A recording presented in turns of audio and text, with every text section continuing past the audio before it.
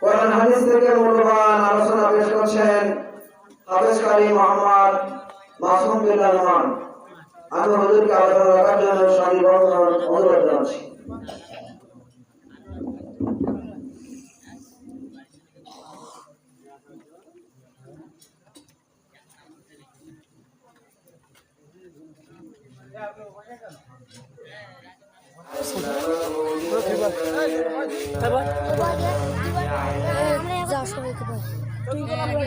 سبحان الذي لا يحصى امتنانه باللسان ولا بالقلم نشهد أن لا إله إلا الله وحده لا شريك له ونشهد أن سيدنا ومولانا محمدا عبده ورسوله الذي أرسله بالحق بشيرا ونذيرا وداعيا إلى الله بإذنه وسراجا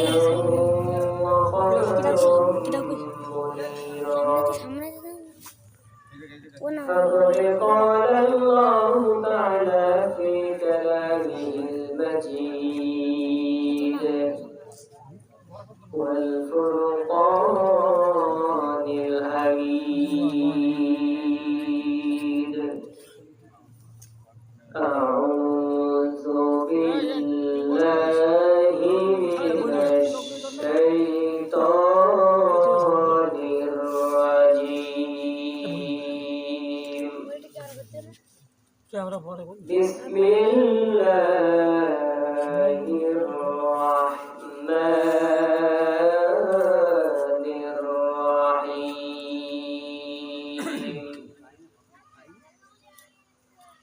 لقد كان لكم في رسول الله أسوة حسنة لمن كان يرجو الله واليوم الآخر وذكر الله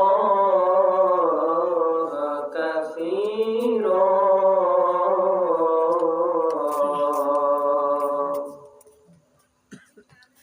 الله أكبر بسم الله الرحمن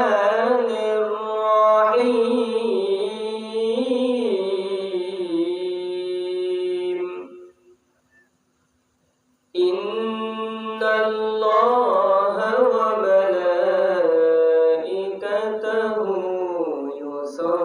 يصلون على النبي يا أيها الذين آمنوا صلوا عليه وسلموا تسليما اللهم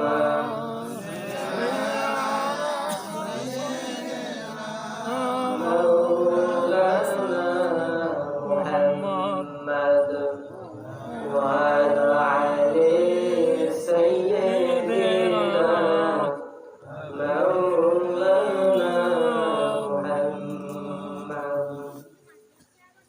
মানুষ মানুষের বেদনা কেঁদেছিল না জীবন মদিনা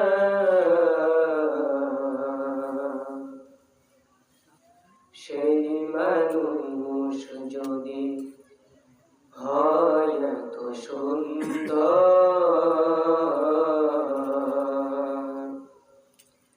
না জানি তাহলে তুমি কত সুন্দর কত সুন্দর। সম্মানিত বন্ধুরা, আমার আমি কোরআনুল কারীমের সূরা আহজাবের 21 নম্বর আয়াত তেলাওয়াত করেছি। এই আয়াতকে সামনে রেখে আমি ভূমিকা ছড়াই কথা শুরু করব। ওমা তাওফীকি ইল্লা বিল্লাহ। আল্লাহ বলেন, লাকাদ কানা লাকুম ফি রাসূলিল্লাহি উসওয়াতুন হাসানাহ। আল্লাহ বলেন, আমি তোমাদের জন্য উত্তম চরিত্র লুকিয়ে রেখেছি রাসূলুল্লাহর জীবনে। আমাদের জন্য উত্তম চরিত্র লুকানো আছে রাসূলুল্লাহর জীবনে। আর আজকে আমি আলোচনা করব মানুষ মানুষকে ভালোবাসে চারটা গুণ দেখে। কয়টা গুণ? চারটা গুণ দেখে মানুষ মানুষকে ভালোবাসে। এই চারটা গুণ রাসূলের ভিতরে কেমন ছিল, যে কারণে আল্লাহ রাব্বুল আলামিন নিজেই বলতেছেন যে উত্তম চরিত্র রাসূলের জীবনে লুকিয়ে রাখছে। এই চারটা গুণের ভিতরে দেখি আমাদের কয়টা গুণ আমাদের ভিতরে আছে। একটা মেয়ের বাবা যখন একটা মেয়েকে বিবাহ দিতে চায়, তখন সেই বাবাও ছেলের এই চারটা গুণ আছে কিনা সেটাও লক্ষ্য করে। তো আমি ভূমিকা ছড়াই কথা শুরু করবো আজকে, যেহেতু সময় অল্প আছে। 1 নম্বরে আল্লাহ রাসূল বলছেন জামাল। জামাল মানে সুন্দর। প্রত্যেকটা মেয়ের বাবা কিন্তু মেয়েকে বিবাহ দেওয়ার সময় দেখে ছেলেটা আসলে দেখতে সুন্দর কিনা, স্মার্ট আছে কিনা। রাসূল কেমন সুন্দর ছিল। জুলাইখার বান্ধবীরা বলতেছেন যে তোমার বাড়ি একটা ছেলে ছিল ইউসুফ, ওর দেখে তুমি ওর প্রেমে পড়ে গেছো। তো বান্ধবীদের হাতে একটা ফল দিচ্ছেন আর একটা করে ছুরি দিচ্ছেন। দেওয়ার পর বলছেন ইউসুফের দিকে তাকাই, এই ফলটা কাটো। জুলাইখার বান্ধবীরা ফল কাটতে দিয়ে আঙ্গুল কেটে ফেললেন। আয়েশা সিদ্দিকা রাদিয়াল্লাহু তাআলা আনহা বলেন, তৎকালীন যুগে জুলাইখার বান্ধবীরা ইউসুফ আলাইহিস সালামকে দেখার পরে তারা ফল কাটতে কাটতে আঙ্গুল কেটে ফেললো। সেই জায়গায় যদি আমার স্বামী, আপনার আমার নবী জনাবে মুহাম্মদুর রাসূলুল্লাহ সাল্লাল্লাহু আলাইহি ওয়াসাল্লামকে রাখা হতো, ওই মহিলাগুলো রাসূল করিম সাল্লাল্লাহু আলাইহি ওয়াসাল্লামের চেহারা দেখার পর ফল কাটতে কাটতে আঙ্গুল কাটতে কাটতে কলিজা পর্যন্ত কেটে ফেলতো। টের পাইতো না, বলেন ঠিক কিনা? তারা ফল কাটতে কাটতে আঙ্গুল তো দূরের কথা, কলিজা পর্যন্ত কেটে ফেলতো। রাসূলের চেহারা এত সুন্দর ছিল। মা আয়েশা বলেন, আমি একদিন ঘরের ভিতরে বসে আছি, রাসূল করিম সাল্লাল্লাহু আলাইহি ওয়াসাল্লাম আমার ঘরের ভিতরে বসে আছে। হঠাৎ দেখতে পেলাম পূর্ণিমার চাঁদ আকাশে উঁকি মারছে। আমি বললাম, ও আমার প্রাণের স্বামী, আমার জীবনে আমি দেখতে পাচ্ছি আজকে যেন 2টা চাঁদ। একটা ওই পূর্ণিমার চাঁদ আকাশে উঁকি দিয়েছে, আর তার চেয়ে সুন্দর চাঁদ আমার ঘরের ভিতরে বসে আছে। বলো সুবহানাল্লাহ। মা আয়েশা বলছে যে আমি একদিন খাতা সেলাই করতেছিলাম, হঠাৎ আমার হাত থেকে সুচ পড়ে গেছে নিচে, কিন্তু অন্ধকারে আমি বুঝতে পারছি না। এমন সময় আমার স্বামী রাসূলুল্লাহ সাল্লাল্লাহু আলাইহি ওয়াসাল্লাম আমার ঘরের ভিতরে প্রবেশ করলেন। রাসূলের চেহারার যে নূর ছিল, নূরের তেজাল্লি ছিল, সেই নূরের তেজাল্লিতে আমি দেখতে পেলাম আমার ঘরের এক কোণে সুইটা পড়ে আছে। বলে সুবহানাল্লাহ।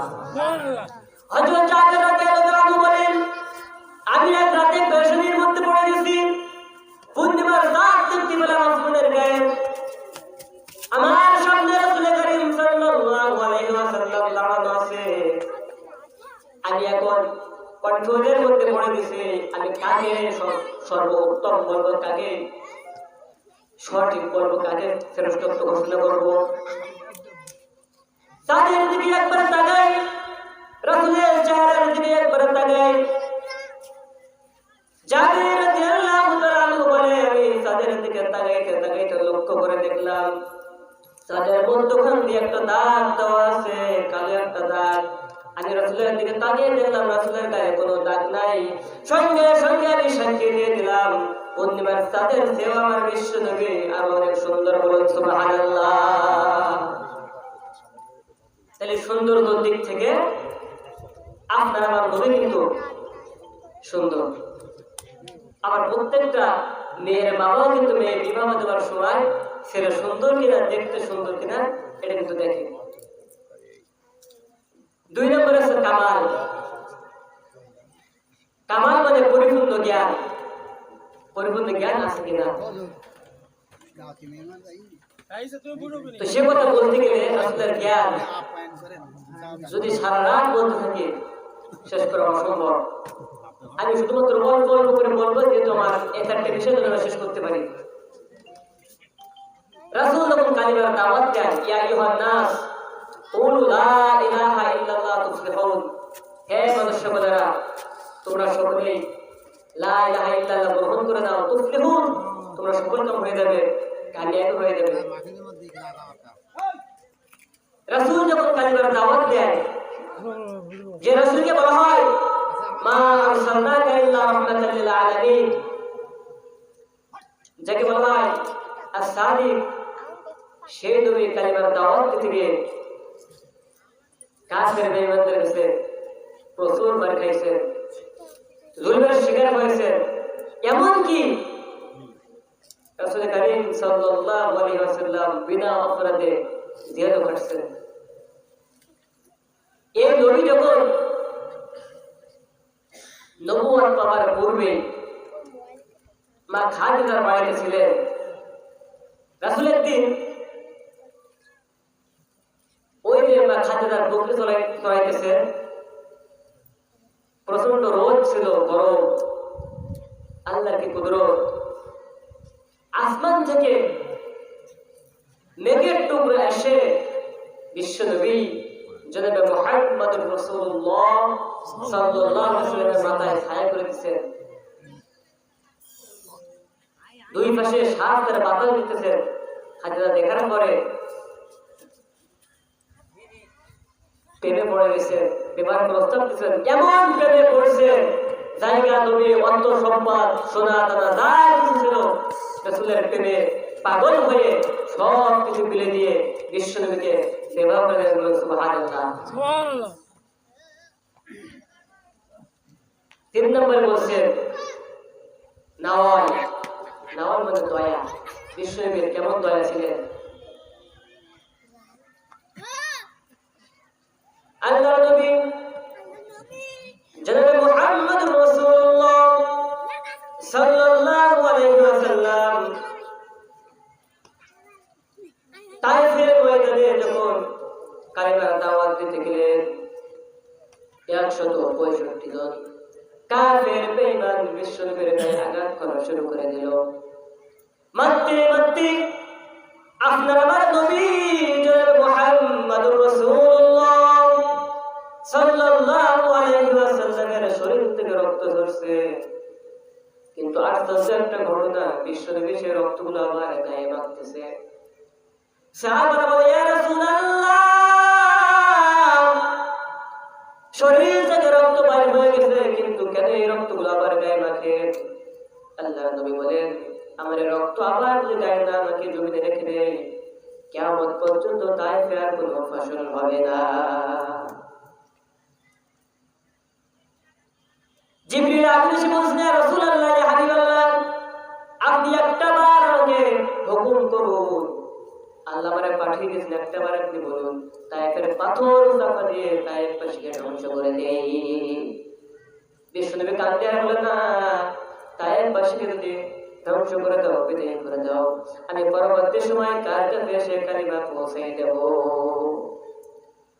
বিশ্বনবীর দয়া এইখানেই শেষ না। একজন যুবক রাসূলকে মারতে মারতে মাথায় বড় একটা পাথর মারছে, রাসূল অজ্ঞান হয়ে পড়ে গেছে। সাহাবা রাসূলকে ধরে করে নিয়ে উঠে একটা বাগানের ভিতরে পাহাড়ের উপরে রেখে দিলেন। আবু তালেব বলতেছেন, একজন যুবককে বলেন, তুমি যাও, কিছু আঙ্গুর নিয়ে বিশ্বনবীর কাছে পৌঁছে দিয়ে আসো একটু খান। অনেক মারছি বেটা মোহাম্মদ, খুব মারছি, ক্লান্ত হয়ে গেছে, আঙ্গুরগুলো দিয়ে আসো তার কাছে একটু খান, বিশ্রাম নিন। যুবক বলছে না, আমার পক্ষে কখনো সম্ভব না, একটু আগে আমি পাথর মেরে মাথা ফাটিয়ে ফেলেছি, রক্ত বাইর হয়ে গেছে, এখন যদি ওই বাগানের ভিতরে আমাকে দেখে আমি নিশ্চিত বলতে পারি আমাকে একা পেয়ে মুহাম্মদ আমাকে দুনিয়া থেকে বিদায় করে দেবে। জোর করে পাঠানো হলো। দূরে দাঁড়িয়ে আছি বিশ্বনবী দেখতে বলে সেই যুবক যে মাথায় পাথর মেরে মাথা ফাটিয়ে দিয়েছে, হাতে একটু আঙ্গুর নিয়ে দাঁড়িয়ে আছে। বিশ্বনবী বলছেন, যুবক আঙ্গুর নিয়ে দাঁড়িয়ে আছো কেন, কি ভয় পাও নাকি? আস্তে আস্তে করে আমার কাছে চলে এসো। কাছে না, তুমি আস্তে করে আমার বুকের মধ্যে চলে আসুন, বলে সুবহানাল্লাহ, আমার বুকে চলে আসো। ভয় পাচ্ছ? যুবক আস্তে করে চলে গেলেন, পালগুলো দিলেন। এইখানে শুধু শেষ না, বিশ্বনবীর দয়ার কথা বলতে গেলে সারাদিন সারা রাত বলতে বলতে শেষ করতে পারবো না। সংক্ষেপে বলতেছি, মক্কা যখন বিজয় করলেন আল্লাহর নবী 10,000 সাহাবাদের নিয়ে মক্কায় চলে এলেন। বাইতুল্লাহর ভিতরে দেখি 360টা মূর্তি আছে। রাসূল নিজেই হাতে মূর্তিগুলো ভাঙলেন আর বললেন, ওয়াকুল জাআল হাক্কু ওয়া জাহাকাল বাতিল ইন্নাল বাতিলা কানা যাহুকা। এই আয়াত বারবার তেলাওয়াত করে মূর্তিগুলো ভাঙে। মূর্তিগুলো ভাঙার পরে বাইরে বের হয়ে দেখে অনেকগুলো মানুষ একত্রিত আছে। রাসূল বলল, ও আমার সাহাবারা, এই মক্কায় যখন আমি কালিমার দাওয়াত দিয়েছি, নামাজের কথা বলেছি, কালিমার প্রচার যখন করেছি, আর তখন আমি বাইতুল্লাহ নামাজ পড়তাম, মসজিদে নববীতে নামাজ পড়তাম, যে মানুষগুলো পচা উটের দাড়ি ঘুরিয়ে আমার পেটের উপরে চাপিয়ে দিত, আজকে আমি সেই মানুষদেরকে আমার সামনে দেখতে পাচ্ছি। যে মানুষগুলো আমার সাহাবাদেরকে মারতে মারতে দুনিয়া থেকে বিদায় করে দিয়েছে, শত শত নয় হাজার হাজার সাহাবাদেরকে মেরে দুনিয়া থেকে বিদায় করে দিয়েছেন, কারা মারছে আমি তাদেরকে দেখতে পাচ্ছি। শুধু এইখানে শেষ না, আমি দেখতে পাচ্ছি আমার চাচা আমির হামজার কলিজা কোন ব্যক্তি জিন্দা অবস্থায় দ্বিখণ্ডিত করে কলিজা বাইর করে দিয়ে জিন্দা খেয়েছিল, আমি তাকেও দেখতে পাচ্ছি। আমি আরো দেখতে পাচ্ছি, আমি যখন কাবা ঘরে আসার জন্য, কাবা ঘরে প্রবেশ করার জন্য বারবার চাবি চাইতাম, কিন্তু আমার কাছে চাবি নেই নাই, কে নেই নাই, তাকেও আমি দেখতে পাচ্ছি। ও আমার সাহাবারা, বড় আজকে তাদের প্রতি আমি প্রতিশোধ নেবো নাকি মাফ করে দেবো? বলুন আজকে আমি কি বলতাম সেদিন? আল্লাহ নবী যখন এই কথা বললেন, ওমর পাশে দাঁড়ানো আছে। ওমর বলে, ইয়া রাসূলুল্লাহ, ইয়া হাবিবাল্লাহ, একবার আপনি অর্ডার দেন, আজকে কাফেরের গোষ্ঠী মেরে আমি সাফ করে দিয়ে দেব। রাসূল বলল, না, ওদের মেরো না। আস্তে আস্তে করে সবাইকে ডাক দিয়ে মাফ করে দিলেন। ওসমান ইবনে তালহাকে ডাক দিলেন, বলছে, ও ওসমান ইবনে তালহা, আজকে কি বাইতুল্লাহর চাবিটা আমার কাছে একটু দেওয়া যায়? চাচা আব্বাস বলছে, এ মুহাম্মদ, আজকের থেকে এই বাইতুল্লাহর চাবির দায়িত্ব আমার। জামাই আলী বলছে, না, আজকের থেকে বাইতুল্লাহর চাবির দায়িত্ব আমার। রাসূল বললেন, আমি লক্ষ্য করে দেখলাম ওসমান ইবনে তালহার মুখের দিকে তাকিয়ে দেখি ওসমান ইবনে তালহার মুখটা মলিন হয়ে গেছে, কারণ চাবির দায়িত্ব এতদিন পর্যন্ত ওসমান ইবনে তালহার কাছে ছিল। আজকে নাকি দায়িত্ব থেকে বহিষ্কার করা হয়, তাকে নাকি বাদ দেওয়া হয়। ওসমান ইবনে তালহার মুখের দিকে তাকিয়ে বিশ্বনবী বলল, ও ওসমান ইবনে তালহা, একদিন পর্যন্ত দেখে দায়িত্ব তোমার কাছে ছিল, আমি বিশ্বনবীর আজকেও যাবে তোমার হাতে দিয়ে দিলাম, দায়িত্ব তোমার। বলেন সুবহানাল্লাহ। এই হচ্ছে বিশ্বনবীর দয়া। সবাইকে বলে দিলেন, আজকে আমি মক্কা বিজয়ের দিন সবাইকে ক্ষমা করে দিলাম, কিন্তু কয়েকজন কাফেরদের কথা বললেন, তাদেরকে যেখানে পাবে হত্যা করবেন। তাদের ভিতরে ওয়াসি ছিল একজন। ওয়াসি বুঝতে পারলো রাসূলের কাছে যদি কোনো কৌশল করে যাইতে পারি তাহলে অবশ্যই রাসূল আমাকে মাফ করে দিবেন, বলেন সুবহানাল্লাহ। যদি যাইতে পারি অবশ্যই এটা ক্ষমা করবেন। মানে লম্বা ঘটনা, পরবর্তীতে তাকেও ক্ষমা করে দিয়েছিল। এই জন্য দয়ার দিক থেকে, পরিপূর্ণ জ্ঞানের দিক থেকে, আর সৌন্দর্যের দিক থেকে আল্লাহ রাব্বুল আলামিন বিশ্বনবীকে অনেক সুন্দর করে পরিপূর্ণ জ্ঞান দিয়ে আর দয়া দিয়ে সৃষ্টি করেছে। আচ্ছা মানুষ বলো দেখি রাত্রি কেন কালো, সূর্য বলো কোথা হতে পাইল এত আলো, আরে ফুলগুলো নানান রঙের কেমন করে হয়, পাতাগুলো সবুজ বটে ফুলের মতো নয়, দুধ কেন এত সাদা মরিচ কেন ঝাল, আলোগুলো পাগলে বলো কেমনে হয় জালাল, আবার পশু পাখি পাই না কথা মানুষ কেন কয়, বলো বলো ওহে মানব সব কেমন করে হয়, ডিমগুলো একই রকম পার্থক্য নাই মোটে, তবে সাদা কালো বাচ্চা বলে কেমন করে ফোটে, আমরা সবাই বাস করি এই পৃথিবীর বন্ধে, হাতের দেখা মুখের দেয়া মেলে না কারোর সঙ্গে, আর মেলে না কলমের সই বুড়িয়া গুলের টিপ, আর প্রমাণ হলো মহান আল্লাহ একজন আছেন ঠিক। লা ইলাহা ইল্লাল্লাহ, লা ইলাহা ইল্লাল্লাহ, লা ইলাহা ইল্লাল্লাহ মুহাম্মাদুর রাসূলুল্লাহ। তো যে কথা বলছিলাম, রাসূল ওয়াজ করতেছে, এমন সময় একজন বৃদ্ধ মহিলা আসলো। আপনারা মানবে গায়ে থেকে চাদরটা খুলে মহিলার বসার জন্য পিছিয়ে দিলেন। সাহাবায়ে কত অবাক। সাহাবায়ে কেরাম বলে, ইয়া রাসূলুল্লাহ, ইয়া হাবিবাল্লাহ, আজ একটা ঘটনা দেখতে পেলাম আমরা। একজন বৃদ্ধ মহিলা আসলো মসজিদের সঙ্গে, আর আপনি কেন গায়ে থেকে চাদর খুলে ওই মহিলার বসার জন্য দিলেন? বিশ্বনবী বললেন, আমার সাহাবারা, এই মহিলার রূপা আলিমাতুস সাদিয়া, আমি আমার মায়ের দুধ আমার ঠিক মতো হয় নাই, আমি যা দুধ খেয়ে মানুষ হয়েছি, এবার সে রূপা আলিমাতুস সাদিয়া, আমি আমার মায়ের সম্মান দিলাম এই কারণে কিয়ামত পর্যন্ত আমার জন্য উম্মতেরা আসবে, আর আমায় সম্মান দেখার পরে আমি মাকে শ্রদ্ধা করছি, সম্মান করছি, ভালোবাসলাম, আমার এই ভালোবাসা দেখে আমার উম্মতগুলো মায়ের সঙ্গে এরকম ব্যবহার করে, বলে সুবহানাল্লাহ। রাসূল বললেন, আমি জানতে পারলাম আমার সাহাবা আল-কামার মরদের সময় জবান বন্ধ হয়ে গেছে, কালিমা করতে পারে না।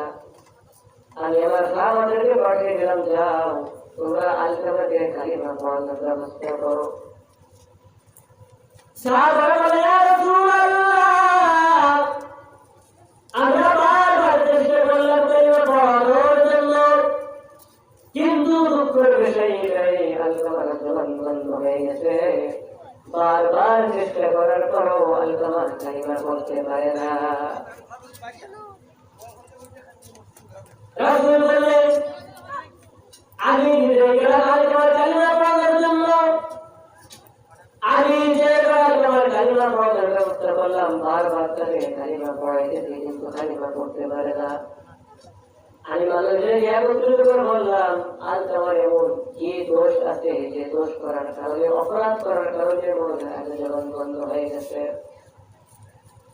গ্রামের সকল মানুষের বলে, আল-কামারটা ভালো ছেলে, আমরা সকলেই জানি আল-কামার সম্পর্কে খুব ভালো ছেলে, আমরা সে একজন ভালো ছেলে, কিন্তু একটাই অপরাধ ছিল তার, মাঝে মাঝে স্ত্রীর কথা শুনে মায়ের সঙ্গে চোখ গরম করে কথা বলতো।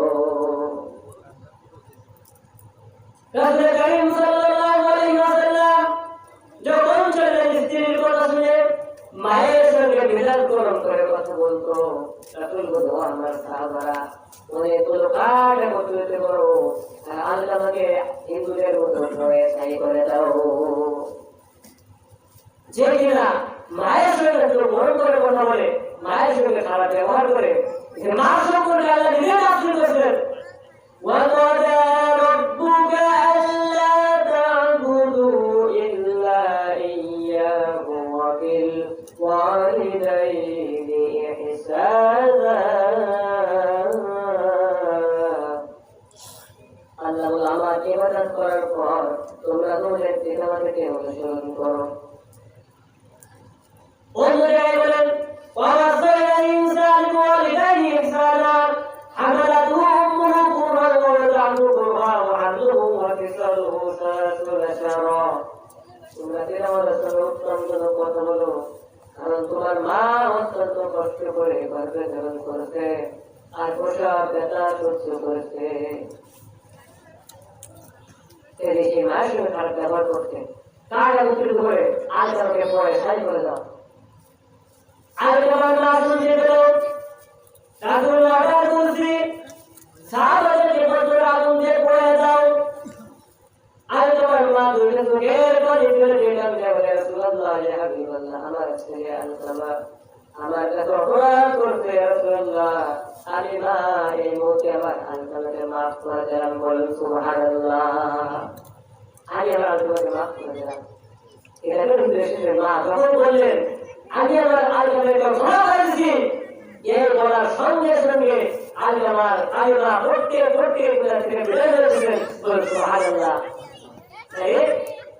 আল্লাহ শুধুমাত্র মায়ের সঙ্গে খারাপ ব্যবহার করার কারণে মহিলার সমাজ জমান বন্ধ হয়ে গেছে। এইখানে এসেছিলাম পিতামাতার সম্পর্কে আল্লাহ রাব্বুল আলামিন বলেন, যদি কোনো ব্যক্তি তার মায়ের সঙ্গে এবং বাবার সঙ্গে ভালো ব্যবহার করে এই অবস্থায় সকাল করলো, আমি রব্বুল আলামিন তার জন্য দুইটা জান্নাতের দরজা খুলে দিলাম। বলুন সুবহানাল্লাহ। যদি কোনো মানুষ মায়ের সঙ্গে এবং বাবার সঙ্গে ভালো ব্যবহার করে সকাল করলো, আল্লাহ তার জন্য দুইটা জান্নাতের দরজা খুলে দিলেন।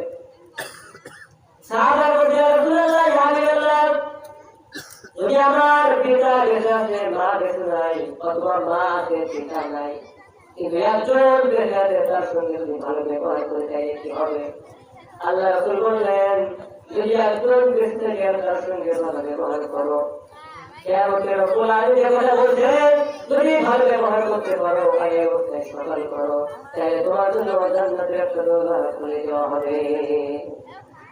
অন্যদিকে যদি কোনো ব্যক্তি পিতামাতার সঙ্গে খারাপ ব্যবহার করে আর এই অবস্থায় সকাল করলো, আল্লাহ রাসূল বলেন তার জন্য দুইটা জান্নাতের দরজা খোলা থাকবে। আল্লাহ রাব্বুল আলামিন বলেন,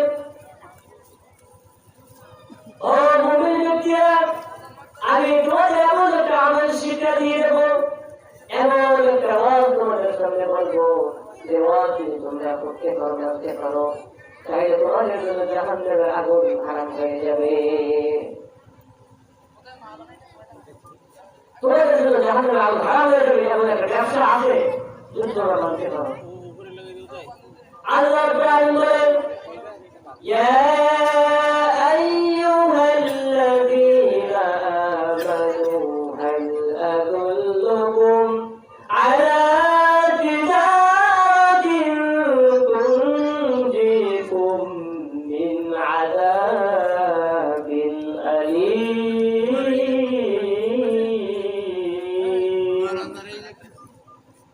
তু'মিনুনা বিল্লাহি ওয়া রাসূলিহি ওয়া তুজাহিদুনা ফি সাবিলিল্লাহি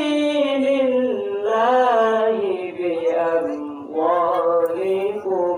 ওয়া আনফুসিকুম, যালিকুম খায়রুল লাকুম ইন কুনতুম তা'লামুন।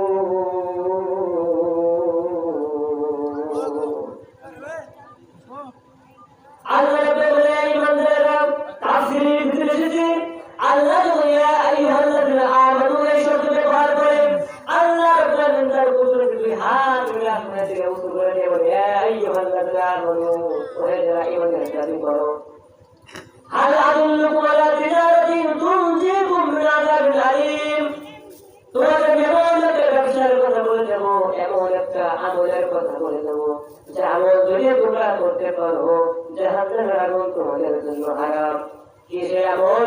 তুমিনুনা বিল্লাহি ওয়া রাসূলিহি ওয়া তুজাহিদুনা ফি সাবিলিল্লাহি বিআমওয়ালিকুম ওয়া আনফুসিকুম যালিকুম খায়রুল লাকুম ইন কুনতুম তা'লামুন। সে আমল হলো তোমরা আল্লাহকে অনুসরণ করো, আল্লাহর আদেশ নিষেধগুলো মেনে নাও, আর বিশ্বকে অনুসরণ করো। আল্লাহর হুকুম যখন তোমরা মানবে আর বিশ্বকে তরিকা অনুযায়ী চলবে, বিপদ আপদ বাধার মুখে আসতে পারে, যখন আসবে তোমাদের জানটা আল্লাহর রাস্তায় কোরবান করে দিয়ে দিও। যদি আল্লাহর রাস্তায় জানটা কোরবান করে দিতে পারো, আল্লাহ ওয়াদা করবে জাহান্নামের আগুন তোমাদের জন্য হারাম। আল্লাহ অনুযায়ী বলতেছেন ইন্নাল্লাহা আশতারা মিনাল মুমিনিনা আনফুসাহুম ওয়া আমওয়ালাহুম বিআন্না লাহুমুল জান্নাহ। আল্লাহ বলেন আমি মুমিনদের জান এবং মাল ওরাই করে দিয়েছি, কিনে দিয়েছি জান্নাতের নির্মাণ। আল্লাহ রাব্বুল আলামিন বলেন যদি কোনো মুমিন ব্যক্তি জান্নাতে যাওয়ার আশা করে, যদি কোনো মুমিন ব্যক্তি জান্নাতে যেতে চায়, আল্লাহ নিজে বলছেন তার জান এবং মাল আমার কাছে কোরবান করতে হবে। জান যদি আল্লাহর কাছে কোরবান করে দেওয়া যায়, আল্লাহ নিজে ওয়াদা করতেছেন সেই ব্যক্তির জন্য জান্নাত। ওখানে বলতেছেন আবার এই মানুষ যদি পিতামাতার সঙ্গে খারাপ ব্যবহার করে তাহলে কিন্তু জান্নাত সেই ব্যক্তির জন্য হারাম। আল্লাহ রাসূল বলেন তোমার পিতামাতা তোমার জান্নাত আর পিতামাতা তোমার জাহান্নাম। তাহলে পিতামাতার সঙ্গে যদি ভালো ব্যবহার করা যায় আর যদি বেশি বেশি আমল করা যায়, তাহলে কিন্তু আল্লাহ আমাদেরকে জান্নাত পেশ করবেন।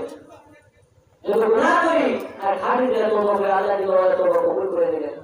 আল্লাহ রাব্বুল বলেন ইল্লা মান তাবা ওয়া আমানা ওয়া আমিলা আমালান সালিহান ফাউলাইকা ইউবাদদিলুল্লাহু সাইয়্যাতিহিম হাসানাত।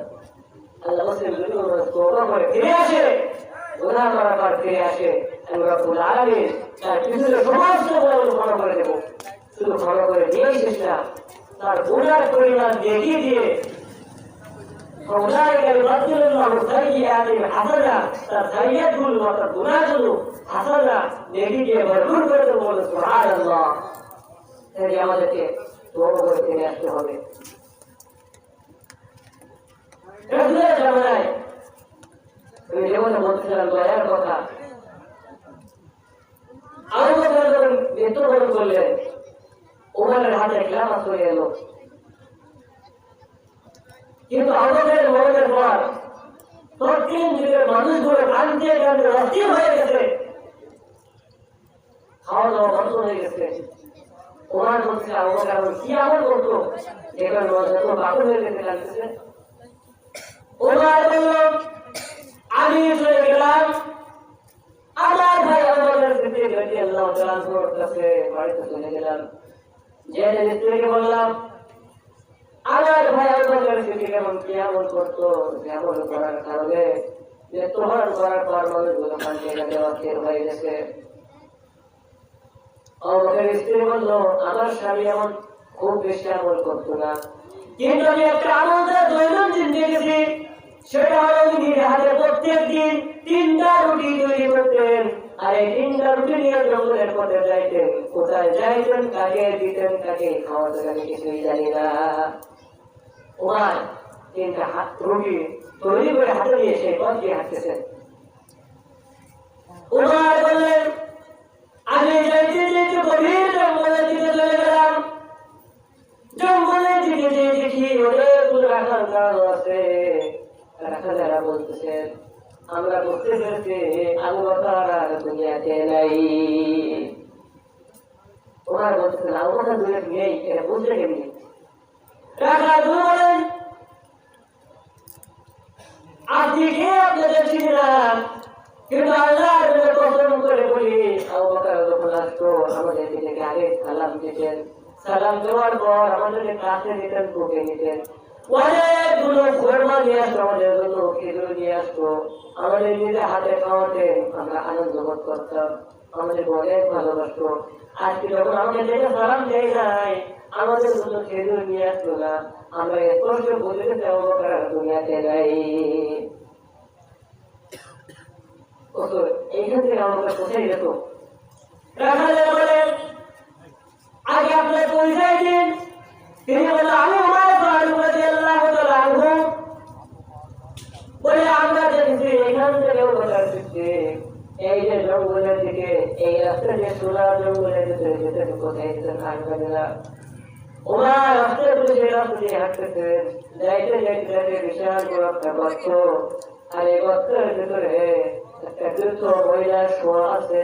মহিলা খুবই অসুস্থ মানুষ, সমস্ত শরীর ঘা ঘা হয়ে পোকা ধরে গায়ে পোকা হয়েছে। আস্তে করে মানুষের পাশে চলে গেলেন। ওমর বলল আমি যখন গেছি যাওয়ার পর আমার পায়ের শব্দ শুনে উনি বললো আমি আজকে বলে ফেলছি আবু বকর আর দুনিয়াতে নাই। ওমর বলল তো মহিলা আবু বকর দুনিয়াতে নেই, এটা কেমনি বলবে? কারণ দুইটা চোখ ছিল বন্ধ। বৃদ্ধ মহিলা বলছি আবু বকর যখন আমার এখানে আসলো, আসার আগে আমাদের সালাম দিতেন, সালাম দেওয়ার পর ভিতরে আসার জন্য আমার কাছে অনুমতি নিতেন। অনুমতি দেওয়ার পরে আবু বকর আমার ভিতরে আসতো। আজকে যখন আমার সালাম দেয় নাই, অনুমতি দেয় নাই, আমি বুঝতে পেরেছি আবু বকর আমার বলছিল আমি মরণের পর আমার দ্বিতীয় ভাই ওমর রাদিয়াল্লাহু তাআলা আনহু আপনার খোঁজে আসবে, এখানে কষ্ট করি হবে। খলিফার কাজ কি? দাউদের একটা কথা আল্লাহ কোরআনে বলতেছেন ইয়া দাউদু ইন্না জাআলনাকা খলিফাতান ফিল আরদি তাহকুম বাইনান নাস। হে দাউদ, তোমাকে দুনিয়ার বুকে খলিফা বানানো হয়েছে, তোমার কাজ মানুষের ন্যায় বিচার করা, তা'মুরুনা বিল মারুফ ওয়া তানহাউনা আনিল মুনকার, সৎকাজের আদেশ দেওয়া, অসৎকাজের বাধা দেওয়া। ওমর বললেন আমার ভাই আবু বকর আসার পরে কি করতেন? আবু বকর বলতেন ওমর বলতেন আমার ভাই আবু বকর আসার পরে কি করতেন? মহিলা বলতেছেন আবু বকর আসার পরে সেটাই নিজের কানে রুটিগুলো সব হিসেবে জিহ্বা আমার মুখের ভিতরে ঢুকে দিতেন, আর আমি কিন্তু মানুষ, আমি ওই আবু বকরের জিহ্বা থেকে থেকে খেতাম। এখানে বুঝে এসেছে এই বৃদ্ধ মহিলার গালের ভিতরে ঘা ছিল, জিহ্বায় ঘা ছিল, পোকা ছিল। আর ছোট কথা কেমন দয়া! পুরা শরীরে ঘা হয়ে গেছে, পোকা হয়ে গেছে, এমনকি মুখের ভিতরেও ঘা পোকা হয়ে গেছে। তুমি রুটি সবাই খাইতে পারেন না। অবস্থায় বলছেন আমি ক্ষমতায় থাকা অবস্থায় একজন ব্যক্তি না খেয়ে মারা যায়, কেমন কঠিন বলবে আল্লাহ আদালতে আমাদের কাজ করাতে রাখতে হবে। কি চিন্তা ছিল তার, কি সেতুটা ছিল। ওমর বলল আমরা যেটা করছে ওইটা আমার দ্বারা করা সম্ভব না, কারণ আপনার শরীরে ঘা দুর্গন্ধ আর গালের ভিতরে পোকা, ওই গালের ভিতরে আমি জিহ্বা দেওয়া সম্ভব না। বৃদ্ধ মহিলাকে কথা বলা যায়। ওমর বললে এই যে রুটিটা রেখে দিলাম, পারলে খেয়ে দিও, না করলে ফেলে দিও, আমি ফেলে দিলাম। ওমর যখন পিছন দিয়ে চলে যায়, বৃদ্ধ মহিলা বলতেছে আবু বকর আমার একটা কথা বলতো। আবু বকর বলতো আমি কিয়ামত থাকা অবস্থায় আযাবের ভিতরে যদি কোনো মানুষ না খেয়ে মারা যায়, কিয়ামতের কঠিন ময়দানে আসামি কাটতে যায় হবে। ও উমর, এখন তুমি পরিবার দায়িত্ব পালন করছো, তুমি পরিবার থাকা অবস্থায় যদি আমি না খেয়ে মারা যাই, অবশ্যই কিয়ামতের কঠিন ময়দানে আল্লাহ রাব্বুল আলামিনের কাছে আসামির কাটতে দাঁড়ায় কিন্তু তোমার জবাব দেওয়া লাগবে। এটাকে আমরা করবে কেমন? এখন যদি আমাদের যদি এটাকে এই কথা বলা হয়, কি একটা অবস্থা হয়ে গেল।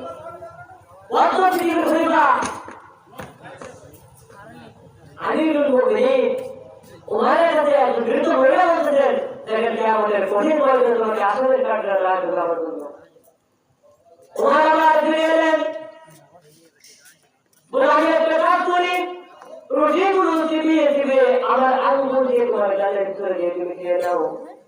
তা আমার দ্বারা কখনো সম্ভব না, আমি চাবাইতে পারবো না।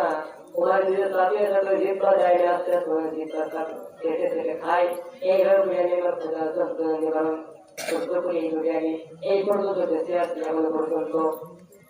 ওনার বলল আমার দেখা দুঃখী পুরা শরীরে ঘাম, পুরা শরীরে পোকা হয়ে গেছে, জিব্বার ভিতরে পোকা হয়ে গেছে, গালের ভিতরে দুর্গন্ধ, কেমনি আমি জিব্বা দেবো?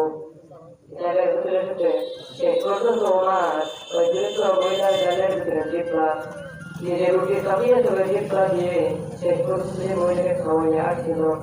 মহিলা বলল, ও উমার, আমি বুঝতে পেরেছি তুমি রাস্তা চালাইতে পারবা, তুমি পারবা, এরা আমাদের রাজ তোমার মতো তুমি পারবা।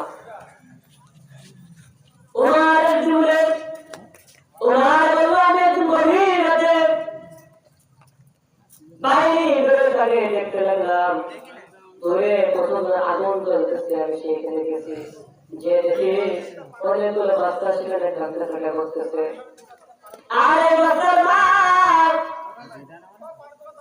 চুলার উপরে একটা হাঁড়ি দিয়ে হাঁড়িতে একটু পানি দিয়ে পানি গরম করতেছেন, আর বলছেন একটু পরে দেরি করো, আর একটু পরে তোমাদের জন্য খাবার হয়ে গেলে খেতে দেবো। ওনার আমি লক্ষ্য করে দেখলাম বাচ্চাগুলো কাঁদতে কাঁদতে ঘুমিয়ে গেছে। আজকে তুমি মা হয়ে বেড়াচ্ছে, শোয়ার জন্য প্রস্তুত নিয়েছেন। ওনার কথা বন্ধুরা আমার রাজ্যের ভিতরে এমন গরিব মানুষ আছে না, ঠিক আছে, বাচ্চাগুলো কাঁদতে কাঁদতে ঘুমিয়ে গেছে। আমি আমার রাজ্যের ভিতরে মানুষগুলো না খেয়ে মারা যায়। আরে কেমন কঠিন করে আল্লাহর সামনে কেমনে দাঁড়াবো?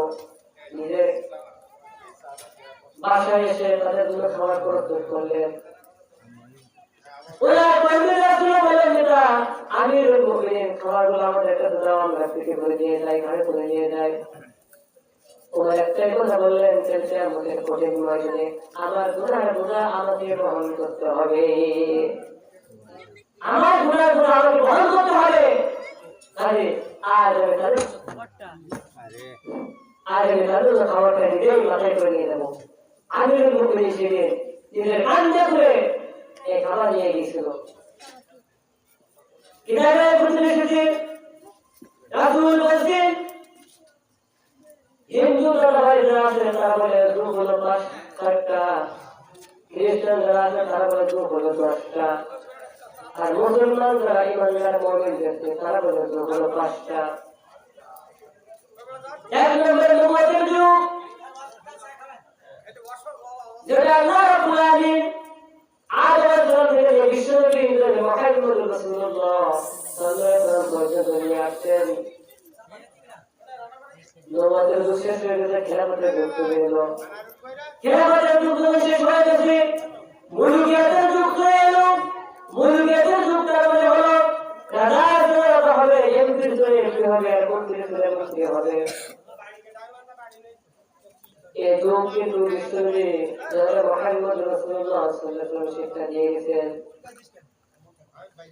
তাই আমাদের সামনে যখন আল্লাহর বিধান আসবে, আল্লাহর বিধান আসার পরে আমাদের সেই বিধানগুলো করে মানতে হবে। কোরআনের ভিতরে আল্লাহ রাব্বুল আলামিন আদেশ করেছেন প্রায় 500 জায়গায়। আল্লাহ তাআলা আদেশ করছেন, قُلْنَا يَا آدَمُ اسْكُنْ أَنْتَ وَزَوْجُكَ الْجَنَّةَ وَكُلَا مِنْهَا رَغَدًا حَيْثُ شِئْتُمَا وَلَا تَقْرَبَا هَٰذِهِ الشَّجَرَةَ فَتَكُونَا مِنَ الظَّالِمِينَ। আল্লাহকে বিবাহের রাস্তা বলে অনেক লোক ঘটনা, তুমি একা একা রান্নার ভিতরে আছে, সঙ্গী পাই না, মন খারাপ, পেরেশানির ভিতরে আছে। পেরেশানি থেকে আল্লাহর প্রেম জন্য আদম, কেন তোমার মন খারাপ? আল্লাহ বসিয়ে করেছেন, আদমকে ঘুমাই দিলেন। আদমের রাম ফজরের ব্যাপার হারকে হাওয়া থেকে সৃষ্টি করা হলো। অনেক লোক ঘটনা বিবাহের ব্যবস্থা করলেন। বিবাহ করে আল্লাহ বলছেন, ও আদম আলাইহিস সালাম, তুমি ওই স্ত্রীকে জান্নাতের ভিতরে হানিমুন করতে থাকো। وكلا منها رغدا حيث شئتما আর তোমরা জান্নাতে বলে ঘোরাঘুরি করো তুমি যেই বলে খাবার খাবে সেই বলে খাওয়ার স্ত্রীকেও খাওয়াবে তুমি যেই বলে পোশাক করবে স্ত্রীকেও সেই বলে পোশাক করাবে তুমি বাজারে যে ভালো ভালো খেয়ে আসবা গরুর গোস্ত দিয়ে ভাত খেয়ে আসবা আর স্ত্রীর জন্য বাসায় নিয়ে আসবে একটু ভাজা নিয়ে আসবা হবে না আল্লাহর আদেশ আল্লাহ বলল তুমি যেই মানের খাবার খাবে স্ত্রীর জন্য সেই মানের খাবার খাওয়াবে আর তুমি যেই মানের যেই দামি পোশাক পরবে তোমার স্ত্রীকেও সেরকম দামি পোশাক পরিধান করবে ولا تقربا هذه الشجرة فتكون من الظالمين আর একটা গাছ দেখা যায় গাছের কাছে যেও না ওই গাছের কাছে গেলেই কিন্তু তুমি জুলুমকারী হয়ে যাবে এখানে আদেশ হলো তিনটা আল্লাহ বলছেন তুমি যে মানের খাবার খাবে সেই মানের খাবার স্ত্রীকেও খাওয়াবে দ্বিতীয়বার বলছেন তুমি যে মানের পোশাক পরবে সেই মানের পোশাক তোমার স্ত্রীকেও খাওয়াবে তারপরে বলছেন ওই যে দূরে একটা গাছ দেখা যায় ওই গাছের নিকট যেও না আচ্ছা কোন একটা জলিমে তুমি কিন্তু জুলুমকারী হয়ে যাবে সারা অসমাসী করে সে গাছের নিকট কিন্তু গিয়েছিলেন এখানে কিন্তু আল্লাহ তিনটা হুকুম করছেন আদেশ করছেন বর্ডার আমাদের জন্য এই বর্ডার কিন্তু ক্রস করা যাবে না যাই মানজার দাবি করি আল্লাহ রাব্বুল আলামিন বলেন ইয়া আইয়ুহাল্লাযীনা আমানু আমিনু বিল্লাহ ওহে তোমরা যারা ঈমানের দাবি করো তারা ঈমানের দাবি করো তোমাদেরকে বলছি তোমরা আবার তোমরাই ভালো করে ঈমান আনো তোমরা যারা ঈমানের দাবি করো ভালো করে ঈমান আনো এই কথা কেন বললেন তার মানে হলো আমরা কালিমা পড়ছি নামাজ পড়ি ইমানদার দাবি করি নামাজ পড়ি চুরি করি মিথ্যা কথা বলি ঘুষ খাই সুদ খাই জোরে আইন করি আবার ইমানদার দাবি করি মারামারি চেষ্টা করি আবার ইমানদার দাবি করি অসৎ ব্যক্তির পিছনে সাপোর্ট করতেও বলি না আল্লাহ রাব্বুল আলামিন বলে তোমরা ঈমান আনছো ঈমানদার দাবি করছো কিন্তু তোমার ঈমানের মরিচা পড়ে গেছে ঈমানের জং ধরে গেছে ইয়া আইয়ুহাল্লাযীনা আমানু ওহে ঈমানদাররা আমিনু বিল্লাহ তোমরা আবার পুনরায় ভালো করে ঈমান আনো নামাজ পড়ে ঈমানদার দাবি করা যায় না আল্লাহ রাব্বুল আলামিন বলেন লাইসাল বিররু আন তুওয়াল্লু উজুহাকুম কিবালাল মাশরিকি ওয়াল মাগরিব ولكن البر من آمن بالله واليوم الآخر والملائكة والكتاب والنبيين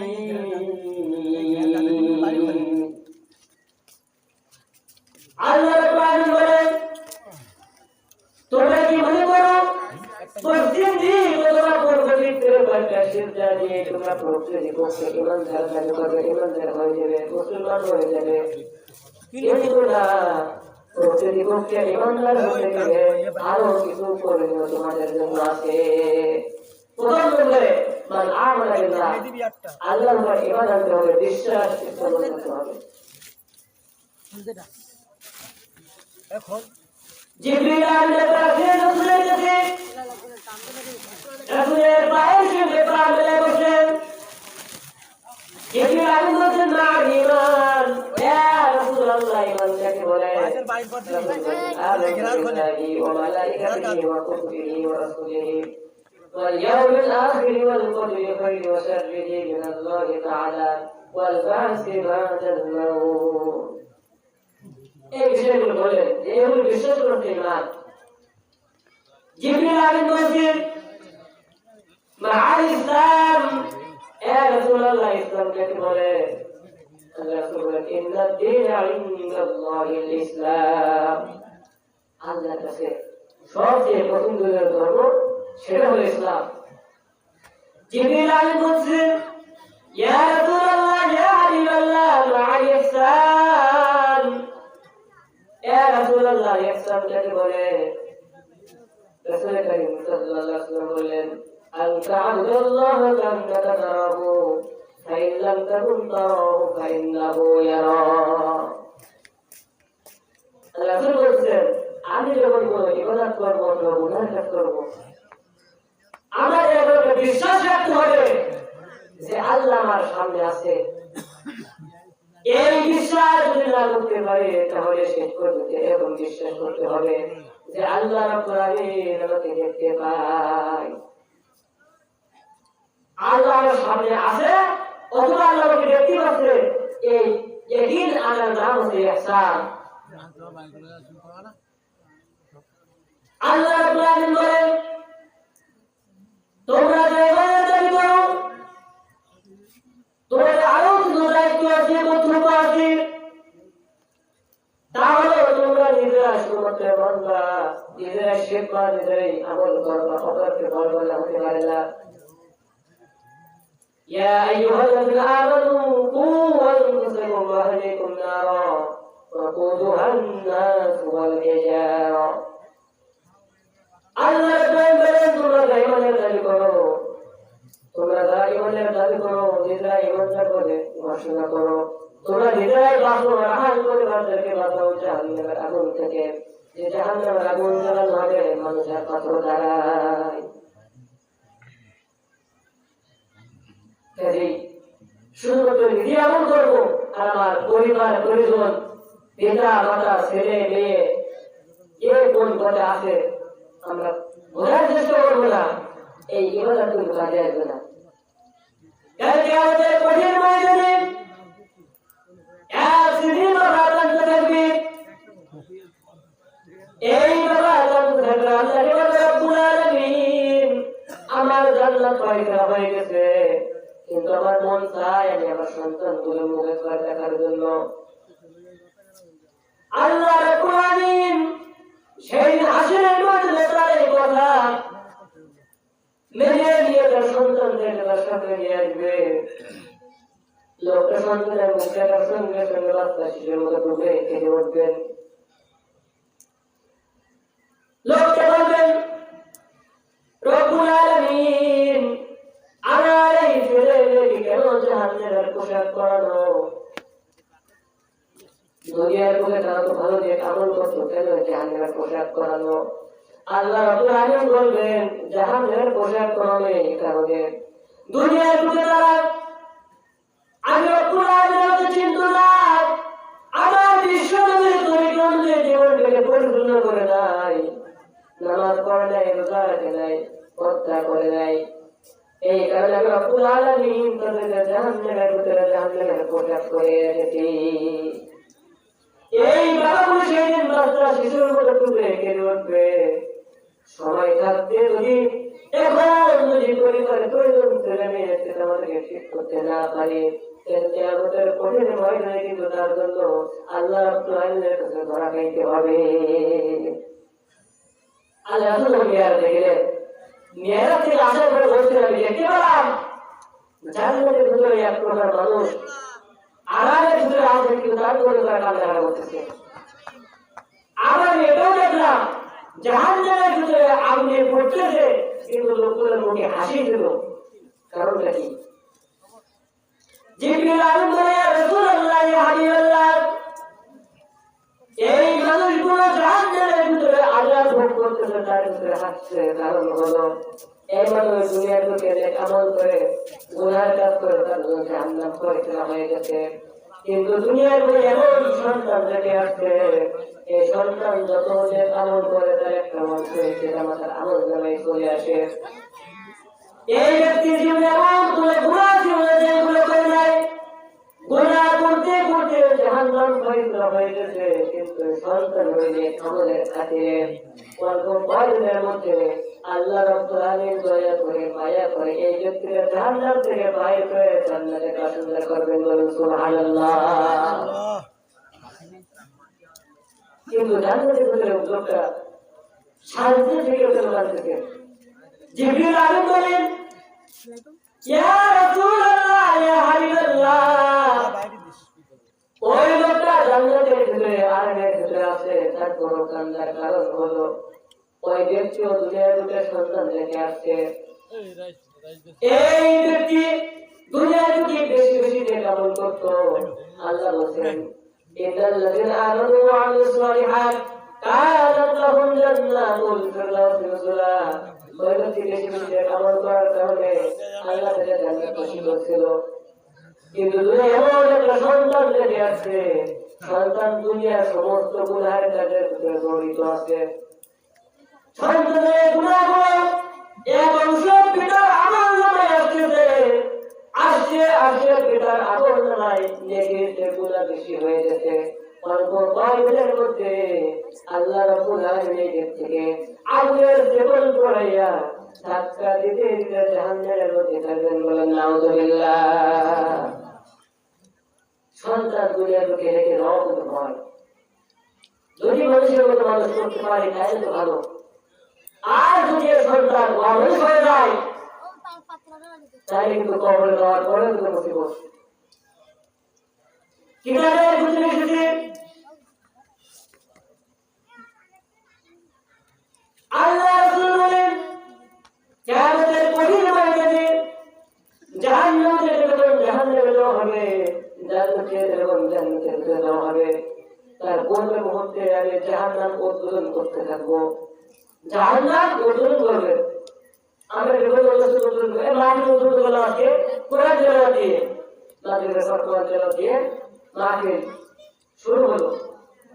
ঠিক তেমনি কিয়ামতের কঠিন ময়দানে জাহান্নামের উপর পাথর দেবে, তার আগে উদ্বোধন করবেন।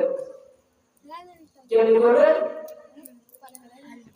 কিতাবের ভিতরে এসেছে আল্লাহ রাব্বুল আলামিন সর্বপ্রথম আসছে শহীদদেরকে জাহান্নামের ভিতরে ফেলবেন। এই ঘটনা পড়ার পর পরে আমাদের প্রশ্নগুলো দাঁড়িয়ে গেছে, যে মানুষগুলো কোরআনের জন্য, ইসলামের জন্য, আল্লাহর জন্য, রাসূলের জন্য জীবন দিয়ে দিয়ে শাহাদাত বরণ করবে, কেন তারা জাহান্নামের ভিতরে সর্বপ্রথম যাবে? আল্লাহ রাব্বুল আলামিন শহীদেরা তোমরা কিসের জন্য শহীদ হয়েছিলে?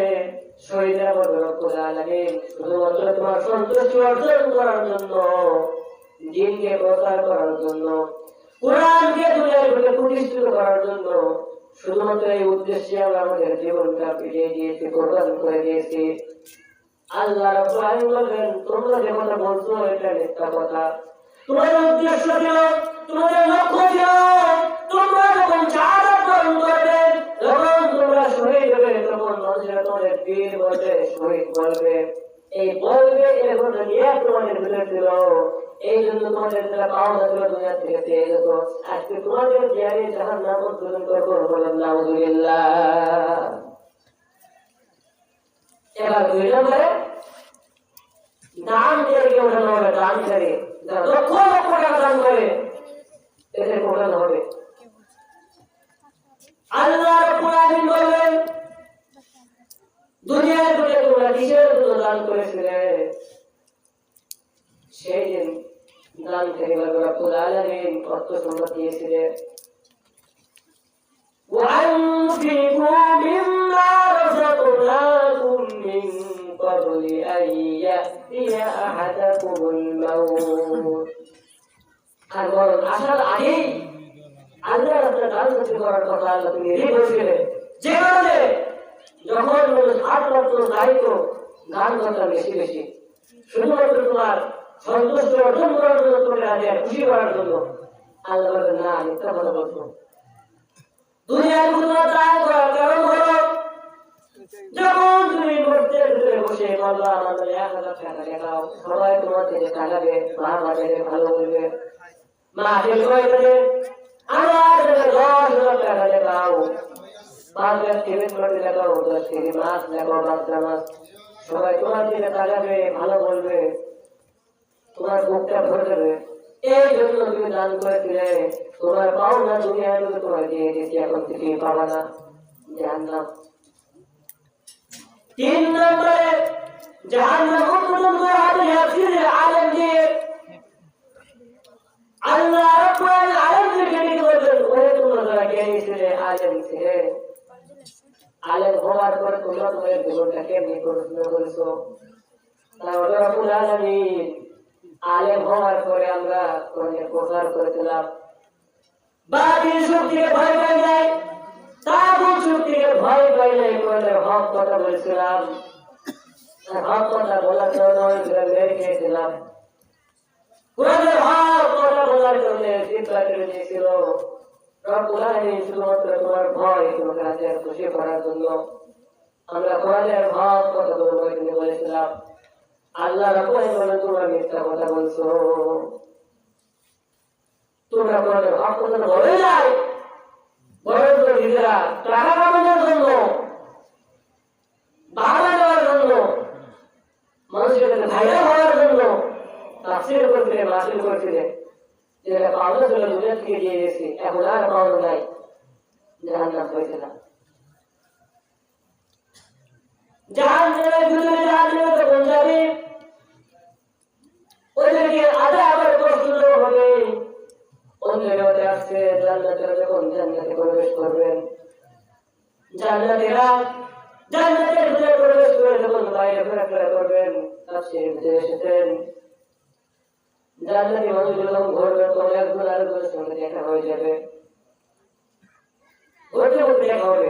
মনে করেন জান্নাতের ভিতরে ঘুরতে ঘুরতে আপনাদের মধ্যে মানুষের সঙ্গে দেখা হয়ে গেল আমার, জান্নাতে বলবে ও জান্নাতি যুবক ভাই, দুনিয়ার বুকে যখন ছিলাম একসঙ্গে খুব বেশি সময় দিতে পারি নাই, একসঙ্গে কথা বলতে পারি নাই, ভয় ছিল অন্তরের ভিতরে কখন জানি গুলি এসে মুখটা ঝাঁঝরা করে দেয়, কখন জানি ফাঁসির কাছে ঝুলতে হয়, কখন জানি জালেমের জুলুমকারীর জালেমের জেলখানে বন্দী হতে হয়। কথা বলতে পারি নাই, সময় নিয়ে কথা বলতে পারি নাই, আজকে যখন সময় পাইতে তরুণ এক জায়গায় বসে প্রমাণ করে নেই। জান্নাতীরা বলবেন তবে একজন বসে গল্প করতে থাকি আমরা, ও ভাই কখন এক জায়গায় বসে গল্প করতে থাকবেন, কথা বলতে থাকবেন, ভাই এখন কোথায় আছো, কেমন আছো, অবাক করতে পারবেন ভাই আমি জান্নাতের ওই রেস্টুরেন্ট জায়গায় ওইখানে আমি আছি, আপনি কোথায় আছেন, আমি এইখানে আছি। আল্লাহর কোন কি ব্যবহার করছে তোমার সাথে, সেই দিন যে ব্যক্তি বলবেন রব্বুল আলামিন আমাদের সঙ্গে উত্তম ব্যবহার করছে, আল্লাহ ওয়াদা করেছিল আমার পথে চললে, সঠিক কথা বলে সঠিক পথে চলে জান্নাত দেব, আল্লাহর ওয়াদা অনুযায়ী জান্নাত পেয়ে গেছি, আল্লাহ রাব্বুল আলামিন আমাদের সুখী আছে। কিন্তু তারা দেখতে পাবে জাহান্নামের ভিতরে জাহান্নামগুলো চিল্লা একটা বেগাধার মতো চিৎকার করতে থাকবে, জান্নাতি মানুষগুলো বলবে আমরা লক্ষ্য করে দেখি যে মানুষগুলো দুনিয়ার ভিতরে আমাদেরকে গালিগালাজ করতো, জঙ্গি বলতো, রাজাকার বলতো, যে মানুষগুলো আমাদের চিৎকার করার হুমকি দিত, মাহফিল বন্ধ করে দিত, একশো তোমাদের ঝাঁঝাই করে দিত, সেই মানুষগুলো জাহান্নামের ভিতরে গাধার মতো চিল্লাইতেছে। প্রশ্ন করা হবে কেন তারা গাধার মতো চিল্লায়, ফেরেশতা সেদিন বলবেন এই মানুষগুলো দুনিয়ার বুকে তাদের চোখ থাকা সত্ত্বেও না দেখার ভান করেছিল, কান থাকার সত্ত্বেও না দেখার ভানে ছিল, কান থাকার সত্ত্বেও তারা শোনার চেষ্টা করে নাই, অন্তর থাকার সত্ত্বেও কল্পনা করে নাই, এই জন্য রব্বুল আলামিন তাদের জাহান্নামে আযাবের ভিতর দিয়ে দিয়েছেন। আল্লাহ রব্বুল আলামিন অনন্তকাল তাদের জন্য জাহান্নাম। আমাদেরকে খাঁটি দিলে তওবা করতে হবে, দুনিয়ায় কেউ জীবন বেঁচে থাকার জায়গা না, আমাদের হায়াত বরবাদ করার মতো প্রতিনিয়ত আমাদের হায়াত কিন্তু মাইনাস হয়ে যাচ্ছে জীবন থেকে। আজকে আমি দুনিয়ায় আসলাম, আজান হয়ে গেছে, একামত হয়ে গেছে, আজান শেষ, একামত শেষ, জামাত শুরু হইতে আমাদের সময় বাকি নাই। তাই এই অল্প সময় রব্বুল আলামিন যেন আমাদের বেশি বেশি আমল করার তৌফিক দান করে, যতটুকু কথা বললাম রব্বুল আলামিন যেন এর উপর সকলকে আমল করার তৌফিক দান করে, এই বলে আমি আমার বক্তব্য শেষ করছি। আসসালামু আলাইকুম ওয়া রাহমাতুল্লাহ। ইসলামের সঙ্গীত বলে আমি আমার শেষ করব। কেমন করে ঘুমাও তুমি, কেমন করে ঘুমাও তুমি, ফজর করে কাজা, কেমন তো হতে পারে তোমার জোহরে জানাজা, এমন তো হতে পারে জোহরে জানাজা। কেমন করে ঘুমাও তুমি, কেমন করে ঘুমাও তুমি, ফজর করে কাজা। এমন তো হতে পারে তোমার জোহরে জানাজা। এমন তো হতে পারে তোমার জোহরে জানাজা। মুসলিম হয় না জন্ম দিলে মুসলমানের ঘরে, কাফের মুমিন তফাতটা হয় সালাতের উপরে। মুসলিম হয় না জন্ম দিলে মুসলমানের ঘরে, কাফের মুমিন তফাতটা হয় নামাজের উপরে। এই জীবনে নামাজ যেন, এই জীবনে নামাজ যেন হয় না কবু কাজা। এমন তো হতে পারে তোমার জোহরে জানাজা। এমন তো হতে পারে তোমার জোহরে জানাজা। নামাজের লাশ কবরে রাখিবে যখন, মাটির চাপে পাঁজরের হাড় ভাঙবে রে তখন মানুষ, ভাঙবে রে তখন। বেনামাজির লাশ কবরে রাখিবে যখন, মাটির চাপে পাঁজরের হাড় ভাঙবে রে তখন। বিষাক্ত ওই সাপের সবল, বিষাক্ত ওই সাপের সবল, বেনামাজির সাজা। এমন তো হতে পারে তোমার জোহরে জানাজা। এমন তো হতে পারে তোমার জোহরে জানাজা। বেনামাজি পাবে না হাই নবীর শাফায়াত, দোজখ হবে শেষ ঠিকানা। আঘাত আর আঘাত মানুষ, আঘাত আর আঘাত। বেনামাজি পাবে না হাই নবীর শাফায়াত, দোজখ হবে শেষ ঠিকানা। আঘাত আর আঘাত। নামাজ বিনে পরকালে, নামাজ বিনে পরকালে পাবে না সে রাজা।